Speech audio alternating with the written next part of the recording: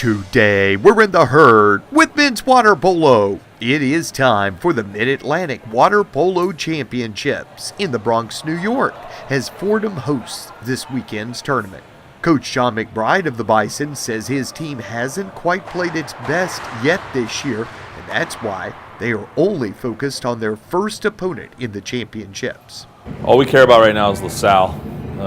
However the tournament turns out after that is completely dependent upon how the other teams finish. We can only control one game at a time. So right now we're just looking at LaSalle and we'll see what happens from there. McBride says he does know one thing. He believes that losing in the Mid-Atlantic semis last year is great motivation for this year's squad. They don't want to have that feeling again. It's a terrible feeling, and they've worked really hard to not let that happen again. But again, they need to go to the pool, show up, and play hard and hope that they're better than the other teams. But we know that the other teams are really, really good and have been practicing hard. And we still have a target on our back as the #1 seed, so nothing's going to be easy.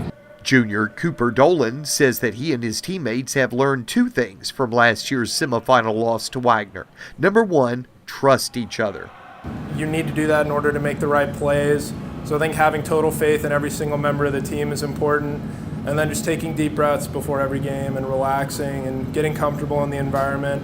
Because they are high-stakes situations, but if you treat it like every other game, you're going to play like you do every other game, and hopefully we'll come out on top.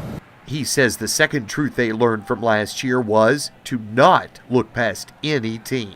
We looked past Wagner a little bit last year because we were dominant in conference play, and I think we were just looking forward to the title game a little too soon. And that's definitely still fresh on a lot of our guys' memory, so that won't be the case and won't happen again.